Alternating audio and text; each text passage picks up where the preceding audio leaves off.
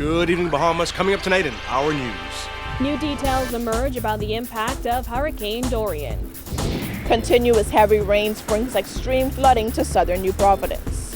Civic organizations gather to send help to the northern Bahamas.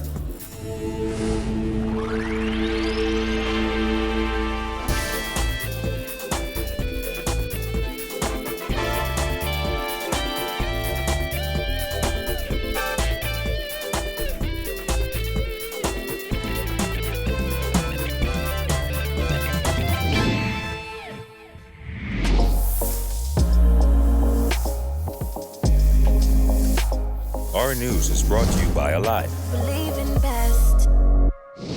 Welcome to Our News, and thanks for joining us. I'm Jared Higgs. Topping news tonight, Our News can confirm one death in Grand Bahama as a result of Hurricane Dorian. The woman reportedly spent 2 days on her roof with her family as a deadly storm pummeled the island for what felt like an eternity. Kyle Joaquin is in Grand Bahama and filed this report. As night falls here in Grand Bahama, residents here are breathing a sigh of relief. A sigh of relief because after 2 nights of torture, Hurricane Dorian is finally leaving. As the nightmare went on for 2 nights during the passage of Hurricane Dorian, many Grand Bahamians found themselves running for cover in places they had never imagined. For one woman, braving the storm on the roof of her home ended in tragedy.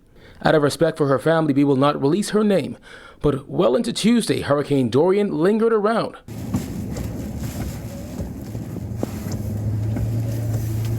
Not before long, more videos and pictures would emerge of cars submerged in water. For TRACEY Dorsett, one of those videos would be the heartbreaking image of her home, shredded by Dorian. Well, the call was actually devastating because I had left home from Saturday evening, and we got pictures and everything. This morning I saw that the house is filled with water. What? Look at the bed. For TRACEY, while she's lost everything in her home, there is a silver lining. You know, it helped me to try and mentally prepare for what is to come. But, you know, one thing that I feel good about is that material things can always be replaced. But once we have life, we have God, we have hope, you know, we could get all of the things that we lost back. For Grand Bahamians, enduring Dorian has been a nightmare with hurricane conditions for over 36 hours as the hurricane became stationary, an eerie similarity to Hurricane Francis 15 years prior. But Dorian, a powerful Category 4 storm, leaves Grand Bahama tonight battered.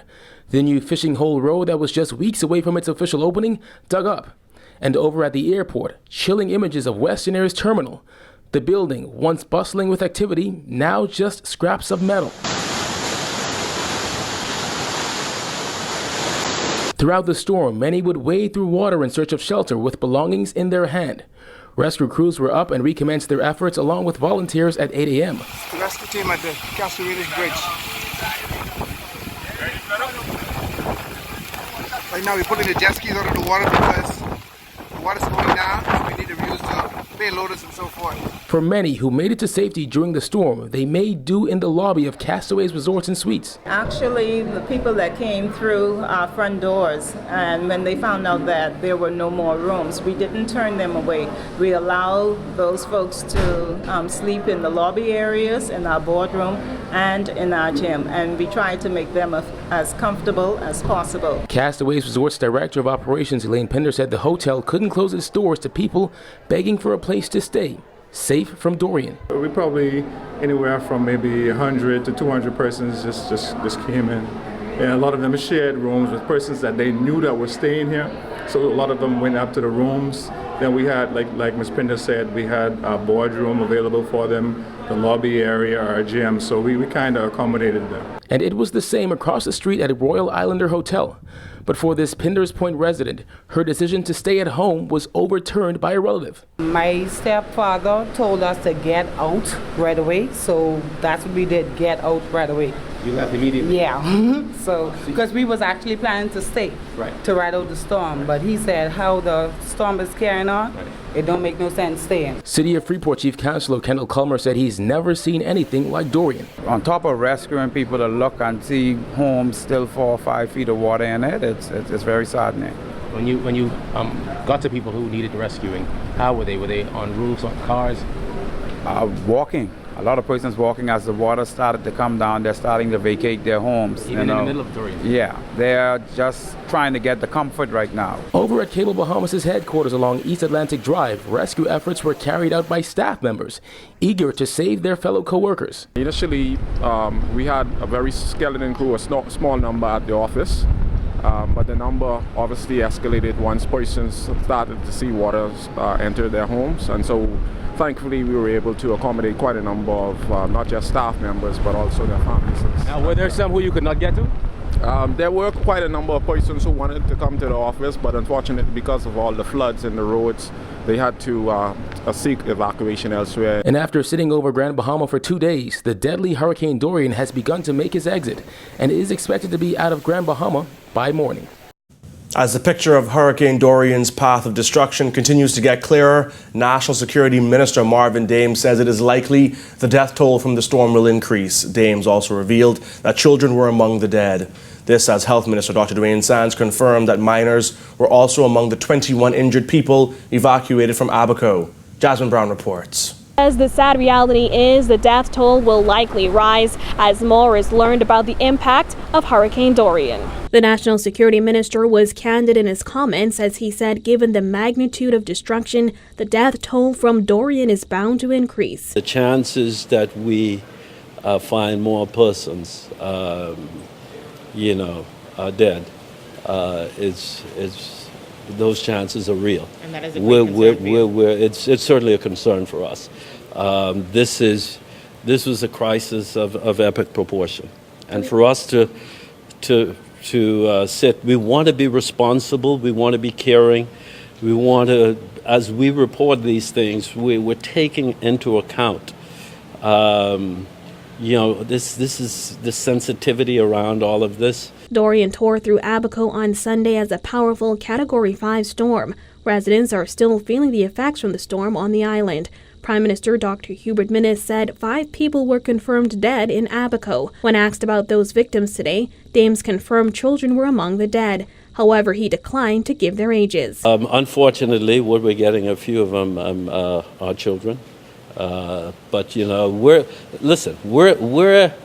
at the beginning of this,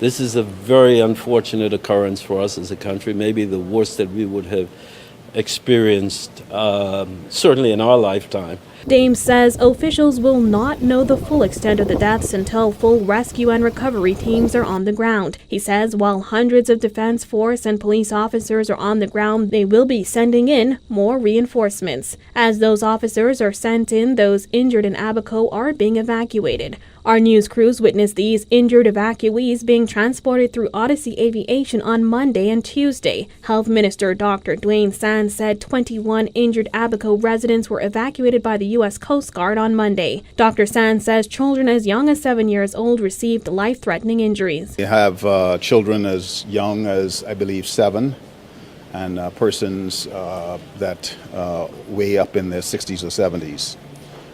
Some of those persons were admitted to Princess Margaret Hospital, others were admitted to Doctors Hospital. As for the types of injuries being treated, Sands says they're serious. Some with very, very serious injuries, some requiring emergency neurosurgery, brain surgery. We have had lacerations, partial amputations. We have had a number of broken bones. So a number of people have been injured. The most critically ill patients have already been evacuated. And we owe an incredible debt of gratitude to the people and the government of the United States of America. The health minister added that a team of doctors is also scheduled to travel to ABACO to assist. Reporting for our news, I'm Jasmine Brown. Prime Minister Dr. Hubert Minnis and a small delegation boarded a U.S. Coast Guard C-130 aircraft from Odyssey Aviation this afternoon for a flyover of ABACO to get a first-hand look of the catastrophic damage Hurricane Dorian left in its wake. The National Emergency Management Agency will hold a news conference tonight at 8 o'clock to update the public on its findings. Meanwhile, an aerial view of ABACO gave even more insight into the devastation caused by Hurricane Dorian. Vonnie Toot reports.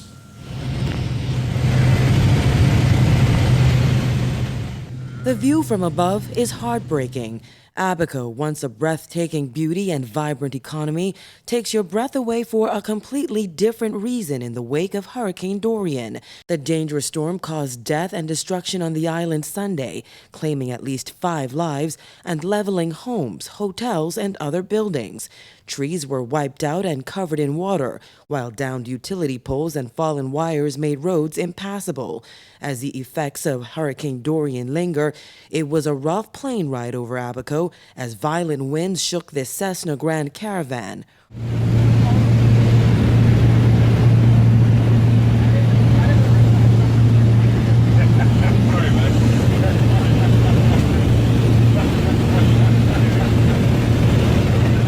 Widespread flooding made it impossible to land. The first flyby revealed that the southern end of ABACO fared far better than the rest of the island. Sandy Point airstrip seemed to be intact. On the ground, there were 3 cars just sitting there as if waiting for help. Over on Elbow Key, roofs were blown off homes, debris littered the ground, and the top floors of some buildings were blown away. In the harbor, the boats that weren't submerged in water were overturned on land. This is Marsh Harbor, Marsh Harbor. In Marsh Harbor, it was pure destruction. Many buildings were completely wiped out, leaving nothing but the foundation while others were underwater. Overturned trailers were also strewn about, pushed all the way from the port. Meanwhile, the Mud and Pigeon Pea didn't stand a chance against the deadly Category 5 storm. The community was unrecognizable after Dorian flattened and tossed those wooden structures until they resembled a pile of plywood. Overhead, we could see residents gathering and vehicles parking at a building at the center of Marsh Harbor. What it was, we couldn't quite tell. The main road was also covered in feet of water and littered with stalled cars, making it virtually impossible to access Marsh Harbor. This truck decided to make the dangerous trek anyway. How far it got? We don't know.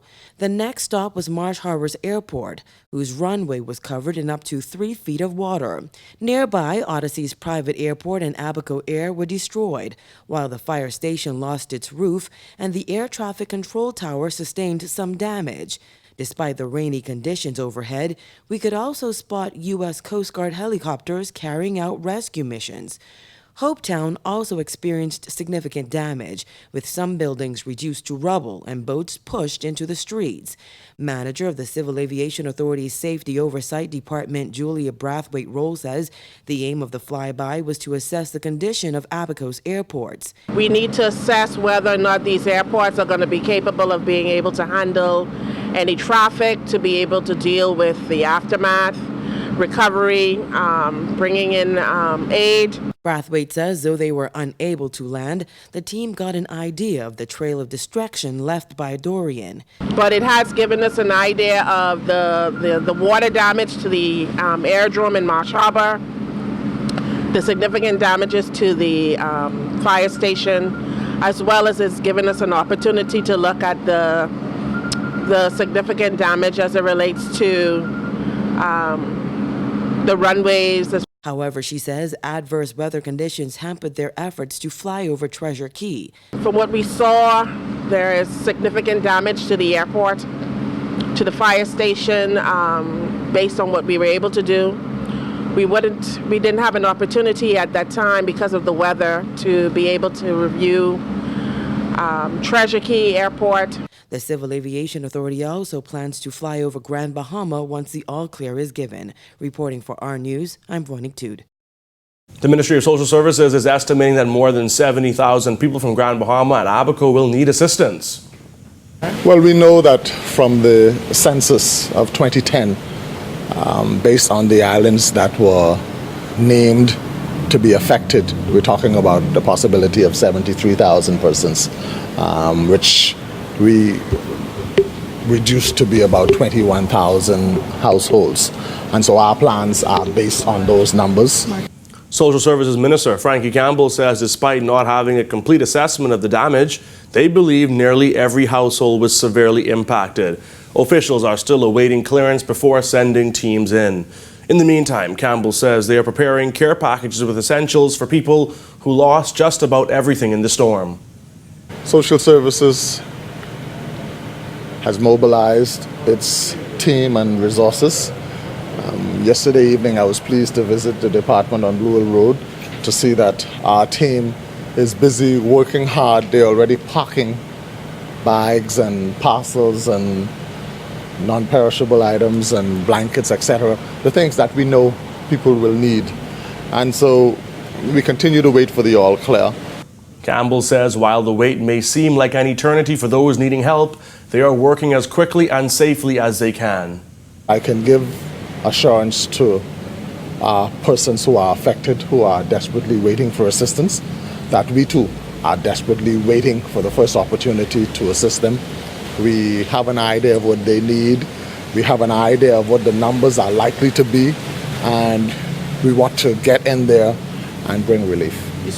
Transport and Local Government Minister Renward Wells says the MINNIS administration is in the process of setting up a command centre on ABACO to assist those desperately needing help. Wells says his ministry is currently assessing ports on that island. Beyond that, right now we're just waiting for the storm to clear so that we can go in with the helos to be able to, with the helicopters to be able to assess where we can get a foothold, where we could set up shop in regards to airports and seaports, so that we can bring the requisite immediate assistance to the Bahamian people. Wells says so far the port in North Abaco looks like their best option. We do have the port in North Abaco. I understand that Cooperstown was not as devastated as Marsh Harbor. I can't say for sure, but that is the initial reports we're getting. And if that is the case, then the port in North Abaco, which is just outside of Cooperstown, we may be able to set up a foothold there where we could get folks in and out. And so right now for us, even though we're waiting for the storm to leave, the government of the Bahamas is certainly not waiting with our hands tied. We have planned, we are prepared to move into and to assist our people. Still to come on our news, Dorian dumps more rain on New Providence, plus storm relief efforts begin in earnest. Stay tuned.